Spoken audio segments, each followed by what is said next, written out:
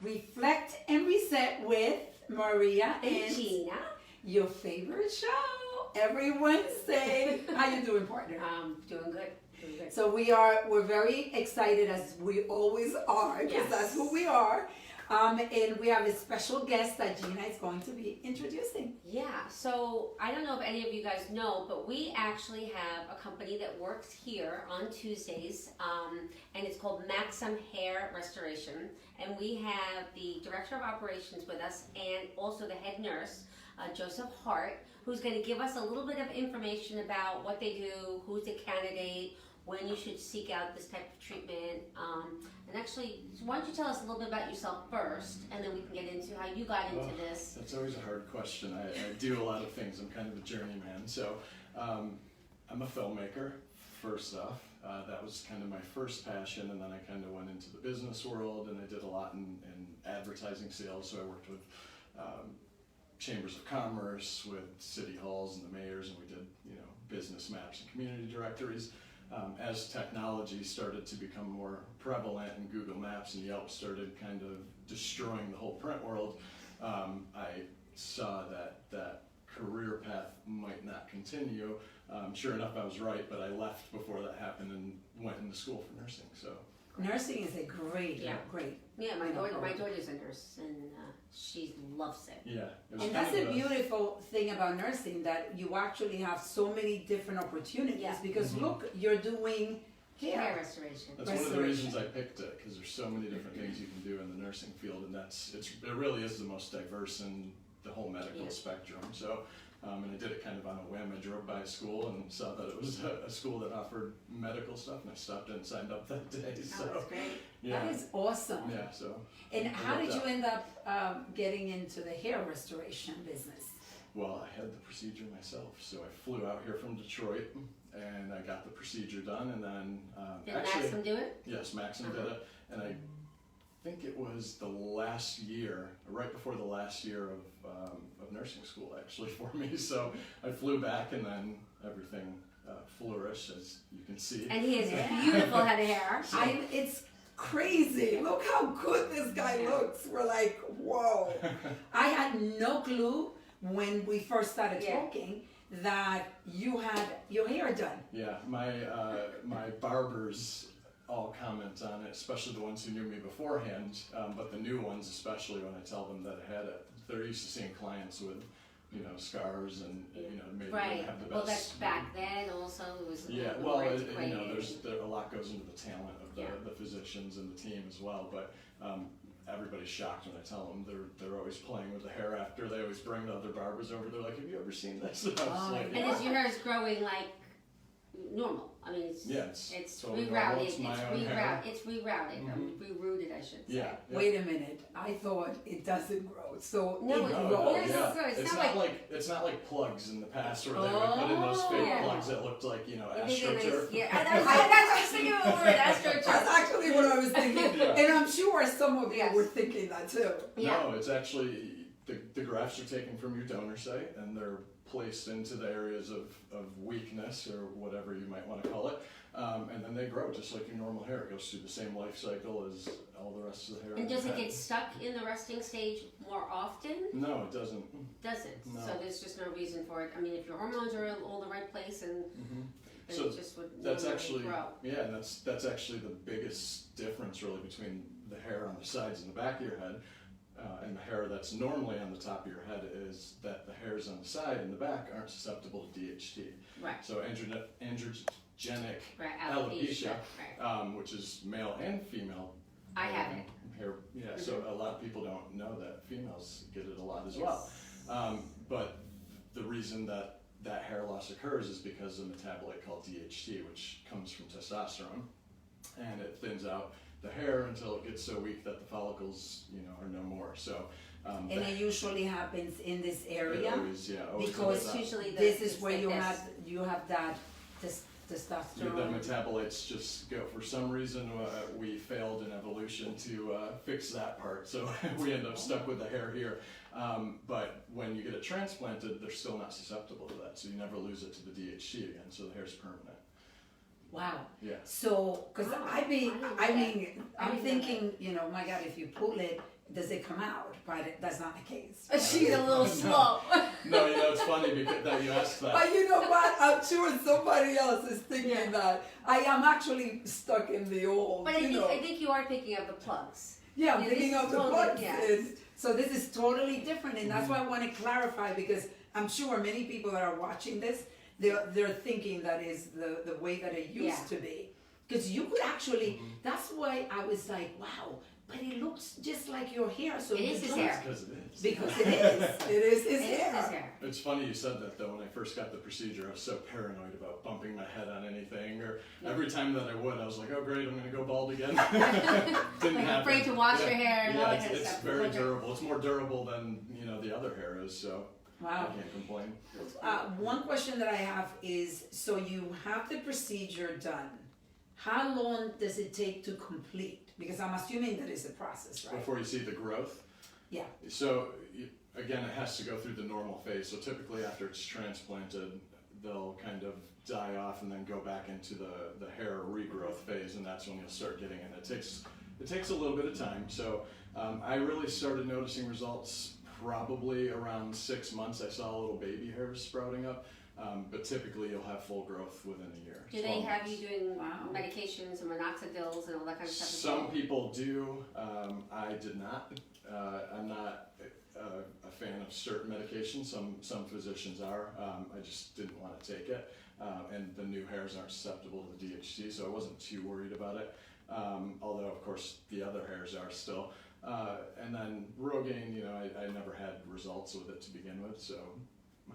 And I did try it. I tried a lot of things before I took the measure of coming out here to get the procedure done. But no, this was all just the transplant. That's it. I actually saw the before pictures. Yeah. I didn't get a chance We to see should have, those. we should really. It would have been nice to actually have it before picture. We would have printed it, because I'm like, first of all, I've always thought bald men look sexy, and I think we've gotten used to that, right? Yeah. But definitely. when you see the difference between you without hair to now, honestly, I mean, you look. But I also think that if you're gonna go that route, then everything needs to come off, not just the top. Yes, that's because what I did. when you're losing the top, and then a young man especially, it's a little bit of a confidence issue. And then, but if you were like your son, who looks beautiful bald. My son has been shaving his head forever. Actually, I don't know what he looks like with hair. Yeah, he looks great. And you know why he did that? Because he knew that because of all his uncles, everybody has been losing. And he said, "I'm just gonna get used to not having hair." That's so funny. he hasn't been doing that. He looks beautiful, but if he was just losing up here and still had that man's, like you said, the hair back here, then it doesn't look so great on the young guy. I was so busy that I used to not want to deal with the hair when I had it. I took it for granted, so I used to shave it. And then my mom, who used to own a hair salon a long time ago, kept saying, "Oh, your hair's getting really thin." I'm like, "How can you even tell it's shaving it?" Sure enough, a couple of years later, I'm looking at pictures. I'm like, "Oh my God, my head is shiny." What's going on? So I lost most of mine in the front. Oh, you mean you didn't have the little peach fuzz coming up anymore when you were shaving? No, it was just kind of. It wasn't really. I had a little bit of a receding hairline, not too bad, but I was thinning very, very fast in the front. And being somebody who's in film, and I also at the time I acted a lot as well. Now I'm more so behind the camera.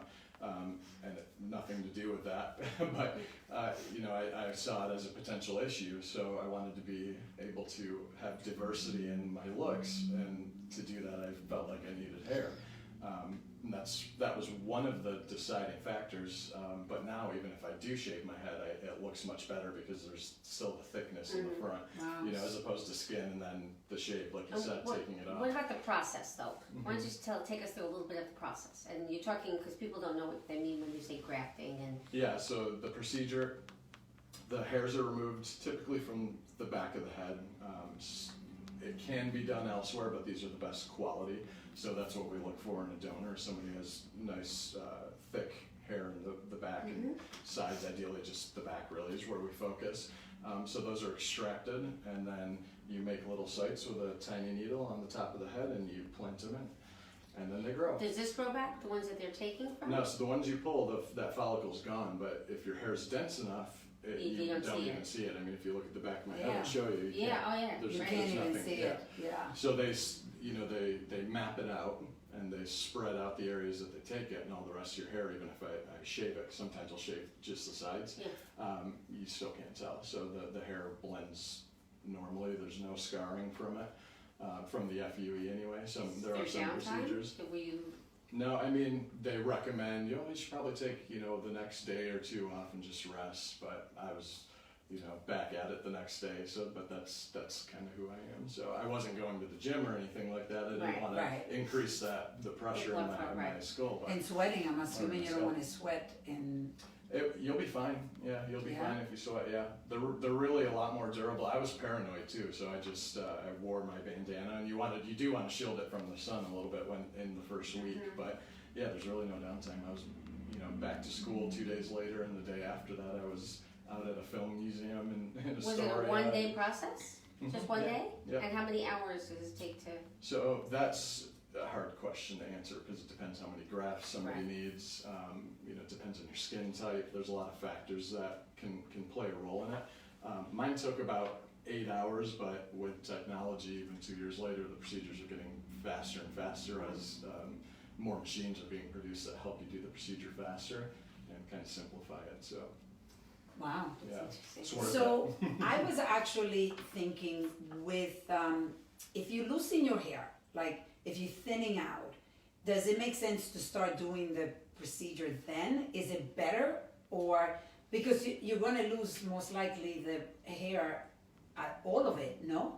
Well, some people just lose, they'll just lose it on the crown, or they'll just lose it on the front. Paul's right here. So it really depends, but it's always better to be ahead of the curve. You don't want to chase the dragon and have this dream that once you're bald you're going to be able to put it back, because then it might be possible still, but you're going to be planting hairs and then you're still going to look thin because you're bald, and then it's just, you're not going to get the greatest result initially. You'd have to do a lot. So if you're fully bald, you'd have to have a really good donor area to attack that, but that wouldn't even be taken. How would they know which hair is going to fall out next? In other words, if someone's losing hair and they're starting to bald, and then they start doing it, then what happens when the rest of the hair starts falling out? Like, you mean after you have the procedure? Yeah, so the other hair that they haven't touched, which is thinning anyway, what happens then? Do they go back again? They can, yeah. You can. A lot of people get multiple procedures, and they'll do it every, so I'm often assuming, as it starts seeing thinness. But it's hard to predict where it's going to happen. We try not to guess. We want to address the areas where it's somewhat obvious or going to be obvious. And typically, if it's a regular pattern of hair loss, you know that the hairline's going to keep going back as you age. Some people have irregular hair loss from different kinds of diseases and things like that. That's a little bit harder to predict. But in the typical case, which is usually male pattern baldness or female, you can pretty much tell where it's going to start and where it's going to end up going. So, yeah. Can you? This might be a funny question, but can you implant, like if I give Gina hair, can she get my hair? No. No? You wanted curls, it's the didn't same thing I with know the heart. you wanted the Yeah, curls. it's the same thing with the heart. Just your body would go after it and say, this isn't mine, and kill it. So, Interesting. There are people who've done body hair to their head and things like that, but it's not as good quality as the donor sites back here. Got So it. you can even do beards, by the way. We do beards as well. So people you have, do? Yeah, if people have patchy beards, we can fill in the beard. Oh. Yeah, so it's really So cool. if I'm interested in just saying, getting all the information, I can come for a consultation. Yeah. Do you guys charge for the consultation? Getting assessed by us is completely free. We'll look at your hair and look at your health history and see what's causing it first and foremost, because there are a rare occasion of diseases that there's no point in doing it, and if people are going through certain kinds of therapies like chemo, you don't want to obviously put hair in the area. You do blood work, I'm sure. Do you do blood work? We don't need to do blood work, no, but we do want to know a history, a comprehensive history. That it's really minimally invasive, so we're not too worried about bleeding. We still want to know about it, but we have measures during the procedure that we take to inhibit bleeding, because your scalp is very vascular, but it's not an issue. If you were to do something like an FUT, actually, which is the strip where they pull a whole strip back, then we would need to know, because we wouldn't do that if you have certain types of blood diseases where you have clotting issues, or unless they had clearance from a hematologist. But that's a rare. They don't really do that anymore. Well. They don't really do that anymore, the strips? So that used to be the dominant one, but as FUEs became more prolific and technology became more available, that started to overtake it drastically. So most of the cases we do now are FUEs. What are FUEs? FUEs is the follicular unit extraction. FUTs is where they take a whole strip. So it's the difference between taking graft by graft, or taking a strip and then cutting the graft. And I'm assuming you're numb or sleeping. So we use local anesthesia. You're not sleeping. It's all under local. So we use something like lidocaine and marcaine and then epinephrine just to slow the bleeding. That's it. And you don't feel anything. It depends. I'm asking only because. No, I know. I laugh because I know that he was sharing. Yeah. Yeah. Everyone's different. Everyone's different. Some people will sit there and they're like, "Wow, I didn't feel a thing." Other people are like, "Well, that was a little uncomfortable." For me, I don't.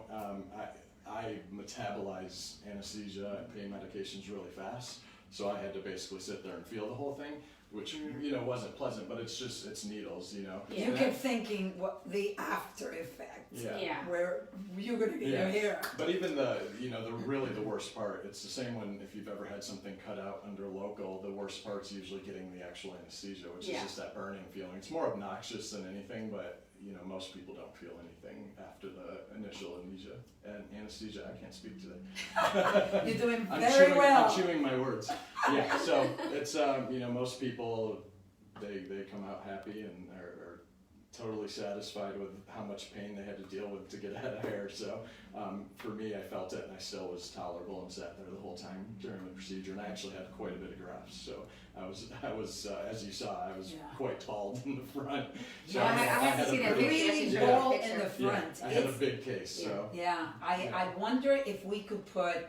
Maybe we can do this. We'll ask our team if we can put a picture of the before and after with the video and they can see, because honestly, I mean, you see it's like you look totally different. Yeah. It's it's funny, when we were advertising for our A-cell PRP, because we were doing with the A-cells, most of the people that were coming to us wanted transplants. Really? Because they were so far gone to the point where they didn't think, and even us, we would never just do A-cells just to do them. And when they were sending pictures, we were like, no, you really need to go to Maxim and you need to talk about transplants. But I'm realizing, and they were 90%, 95% were all men. All men looking for this. Yeah. Yeah, well, this is like it happens to mostly men. Although women get it. You went through that. I had it, but I didn't have to do that because I was able to nip in the bud with medications. Mm-hmm. Yeah, so it is. We have actually quite a high number of females, but it is predominantly a male-based experience. Lucky us. The truth is that if a man loses his hair, you gotta have something. But if we give birth to kids. That's right. But if a male loses his hair, you still look beautiful bald. A woman loses her hair, you got a problem. Yeah. So I could see. We've always said that. Yeah. Let me ask you about PRP, platelet-rich plasma. So, do you advise for people to actually do this? We'll actually do it with the procedure too sometimes. So we'll soak the grafts in the PRP and then plant them in. So that every time your body's injured, platelets are your response to rapidly heal. So it really aids in the healing process, but also for the hair that you have existing too, it can also increase the thickness of it. So it's really strong. There's a lot of anti-inflammatory metabolites. There's a lot of growth factors in it. It's great, everywhere in your body, even for pain and different things. But it works really well in the hair as well. So Gina, you were able to grow your hair back. Yeah. Because actually, I think we even it's showed. It's still thin in the back. But when you she would open the back, like you can see how bald she was. Yeah. And I have androgenic alopecia. Okay. And I was tested. I had the biopsies done and came back positive. And so I have to watch any supplement I take that doesn't have it doesn't turn into DHT. So I have to be very careful with whatever I put into my body Yep. because it'll cure it up. So, but Gina would not be a candidate for the, With this kind of hair? No, I'm saying like you were so concerned because, you know, you were Yeah. losing I would have hair. been a candidate. Oh yeah. If it went, the follicles would have been dead. Yeah, right? if my hair, if the medication didn't help me and I continued to bald, I would have definitely searched out for that because I want to be, you know, the way how sparse my hair got, and you remember, it's very hard. I mean, I was so embarrassed, you know, to even be seen because it was, and it gets in spots, you know, here. So it's regular for you, yeah. Yeah. Yeah, you absolutely can do. We have a good number of females who experience the same thing and they get treated as well. Wow. So It's something, you know, here we Take we it for just granted. think, we take it for granted, but I mean, like Gina was saying, especially for a woman, for a woman it's devastating. I mean, I remember you speaking with a lady that Gina was like heartbroken because this poor lady had the same disease you had, and her head. I mean, but she had lost most of her hair. Yeah, she lost a lot of her hair, and we were going to help her here, and then I had actually introduced her to you guys, but she had already given all this money to this other company. I don't even know what happened to her. I'd love to follow up and see how she's doing. But yeah, it broke my heart. She actually came in to see Dr. Baccelleri to try to get her on a better regimen with her intake, her supplements and stuff yeah, like a lot that. of people don't realize that's a big factor in hair loss is what you're putting in your hair. It's it's the same thing with people loading themselves up with different lotions and not knowing what's in it, and then all of a sudden they have skin issues. So actually, tell me about that. It's the same thing with hair. There's different products that might have things that aren't so good for your hair. Like there's a lot of research that sodium lauryl sulfate, which is in probably 90% of shampoos, for people like me, it can continue thinning your hair more, and it strips a lot of the nutrients that your hair needs to stay full. So what is the brand that you would recommend then? I always, anything I look at the ingredients, make sure that's not in it. Sodium, say it again? Sodium lauryl sulfate. So what brand do you use? I use, I kind of brand hop, you know, so it depends. Sometimes I get sick of one and I go to another, but I use organics. You can get that at a lot of the pharmacies. Oh, organics? That's the product name. Yeah, I used to use that, and then, you know, I change all the time. So I like to use different products just in case, so that if there is something I don't know about in it, it's not exacerbating everything for the other hair. So I like to switch different things around, but yeah, Dr. Baccelleri actually put me on a medicated, Cleosol or something like that. Cleosol, I don't know how to say it, but he put me on a medicated shampoo. Yeah, there's quite a handful of those that actually work pretty well. Yeah, which helped control everything. And then what I realized, what kicked this thing off, because I had this for years, but it stopped falling out, and then it started falling out again, is that I'm asthmatic. And so I started taking steroid shots, and my cortisol level went down, and with that, my hair went out. Oh, really? Yeah, I started going bald, and it was scary. Yeah. But you realize... You said you were in the bathroom and... I would be putting handfuls, and it was scary, but when you think about it, just like you said, whatever you put in your body, whatever you put in your head, you guys we have to be aware of the different, things that could happen because you're taking in a certain medication, or I didn't know one of these medications had testosterone in it. You know, you have to be so careful. Yeah, and especially with supplements, because there's an epidemic, especially with Chinese companies. Actually, they'll produce things. You see them all the time. If you go to, a party store, they have all the sex pills on the counter. And every couple of years, you'll see an article released that they were investigated by the FDA or whomever, and they find actual prescription medications in them, and then they get shut down, and then that company spawns a new company, basically recreates the same exact pill under a whole new brand, and then they ship it to the U.S. and they end up. So these are sex like they increase your sex drive. Yeah, Those did you pills ever that, see the commercial, the smiling guy? It's kind of stuff like that with the Extends. I think it's Bill, they called him. The guy's always smiling after he takes Extends, Oh, really? Yeah, but they do that with products for hair. They do it with everything, every product. That's a really common practice because they can make things so cheap and then sell them so expensive here in relation to what they actually produce them for, that they just kind of loophole the system until they get caught and then they do it again. And that's why you have to be careful, because anything you put in your body, it could have a very bad adverse effect on something. It may not be your hair, it may be something else, it may be your skin, it may be your muscle tone, it may be your breath, it may be anything. Yeah. But it's Oral you have to be so supplements too. careful. It's even at GNC and all these. You always see it with professional fighters, for example. They'll find metabolites of all kinds of different steroids, basically, in their system. Sometimes it's testosterone, sometimes it's the more chemical created ones, and it's a lot of times it's a physician from the organization that recommended that supplement to them, and then when they test the supplement, they find that the that's where the supplement has it, metabolite right, came yeah. from. And they had no idea that they were taking these drugs, because most of them aren't, they're not FDA cleared, and they just kind of go into the store because they have all these natural ingredients, and then things Is like that something that when people come in, just before they do this, that you go through them, with the patient and What they're let them taking. know? Like, do you check what they're taking to make sure that this is not affecting them? Yeah, we want to, Also- ideally we want to know where the hair loss is actually spawning from Right. too. Right. There's so many different factors that it's one of those things it can be hard to trace too, because even going through some very traumatic experience, people can start seeing hair loss, or if they drink a lot, they can start seeing hair loss. Alcohol can. Alcohol and a lot of different drugs, that can impair you. So I don't drink No, anymore. After the marathon, it's so funny. She's not how- fun anymore. She doesn't eat, she doesn't drink, she doesn't do anything. That's why I'm so bored on weekends. I ain't got one myself.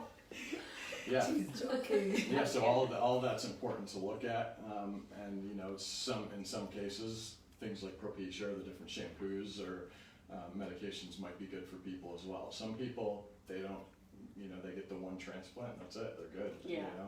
It's so situational that it's hard to really answer all these different questions on it, because you can talk all day about different things. There's so many different causes and environmental effects that can. But the good thing is that you guys can come here and Yes. can you give the website where Yeah, people the can? website is maximhairrestoration.com. That's MAXIM hairrestoration.com. That's And great. then you can call it. Before we go, because I know our time is up, I just want to say something. I'm so proud of this young lady, my partner in crime, my partner in business, my sister, because her very first book, this is one of many, just came out, hashtag Yo Digo Nada Más, and for those who don't speak Spanish, it means I say no more.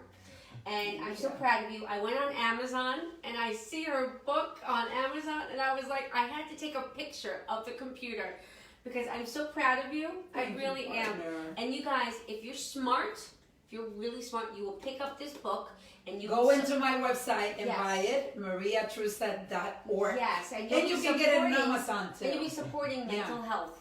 So 50% of the proceeds are going into our nonprofit, Promise to Promise to Aid. Aid, which will help mental health and women and men who have traumatic experiences that they're living with, to try to deal with them, to be able to move on with their life and have a full life like you have. Thank you, So partner. I'm very proud of you, and I'm Thank telling you. you right now, I want everybody who's watching this to go invest. It's $19.99. Pick it up and buy it from my girl. Well, I want to thank you for the support you gave me, because you can't do this alone. No, you It can't. is a team. That's right. I mean, you gave me the time. You knew that this was a priority, and it took about a year, but it's done. And I want to thank you for the support, because we support each other in Absolutely. everything we do, because we're partners in crime. That's right. And we want to come back to Joseph.